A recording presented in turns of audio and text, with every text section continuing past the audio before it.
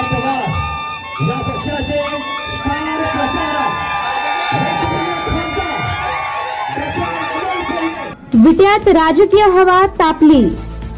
काल विटे शहरामध्ये महाविकास आघाडीचे उमेदवार वैभव पाटील यांच्या प्रचारासाठी राष्ट्रवादी काँग्रेस शरदचंद्र पवार गटाचे खासदार अमोल कोल्हे यांची सभा झाली। या सभेपूर्वी राष्ट्रवादी काँग्रेसच्या वतीने जोरदार रॅली काढण्यात आली होती।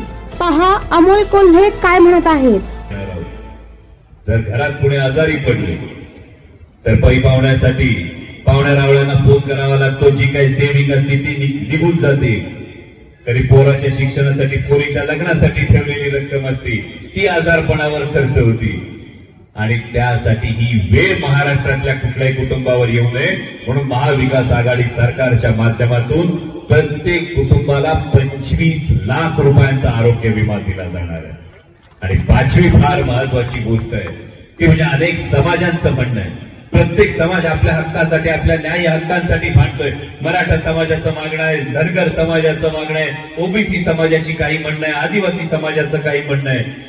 समाजामध्ये तेढ न वाढता ही सामाजिक वीण घट्ट राहावी म्हणून महाविकास आघाडी जाती निहाय जनगणना करणार।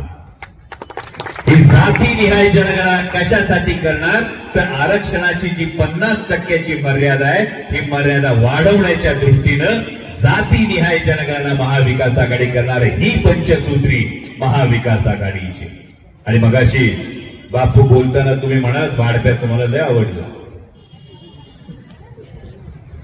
पण खरं तर सांगली जिल्ह्यात बोलत असताना म्हणजे स्वर्गीय आर आबांची जरूर आठवण येते। कारण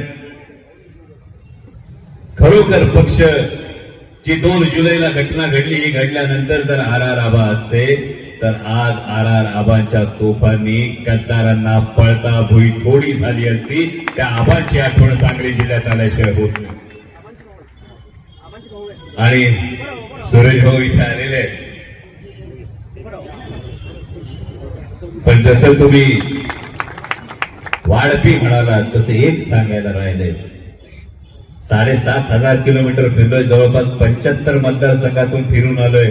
महाविकास आघाडीचं सरकार येणार ही काळ्या दगडावरची रेग आहे आणि त्यामुळं तुम्ही फक्त वाढपी म्हणताय पण आचारी सुद्धा सांगली जिल्ह्यातला असणारे याविषयी कुणाच्याही मनात शंका नाही। आणि मग आता खानापूर आटपाडीवाल्यांनी ठरवावं आचारीबी सांगली जिल्ह्यातला वाढपी जर हक्काचा असेल तर मग आपल्या ताटात विकासाचं पान नक्की वाढलं जाईल याची तुम्हाला प्रत्येकाला खात्री पटली पाहिजे।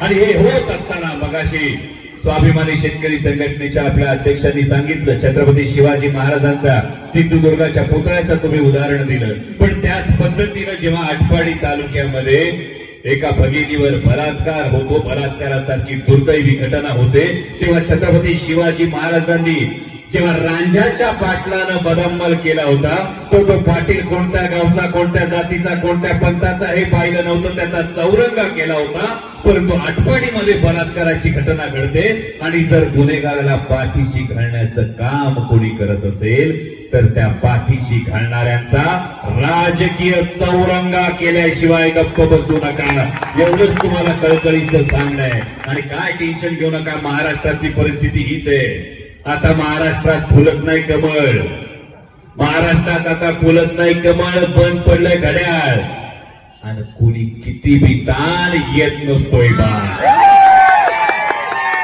त्यामुळे किती बी ताण येत नाही बाण ही गोष्ट लक्षात ठेवा। आणि आदरणीय शरदचंद्रजी पवार साहेबांचे हात बळकट करण्यासाठी वैभव दादांना खानापूर आटपाडीचे आमदार म्हणून विधानसभेत पाठवा एवढीच तुम्हाला कळकळीची विनंती करतो आणि थांबतो। धन्यवाद।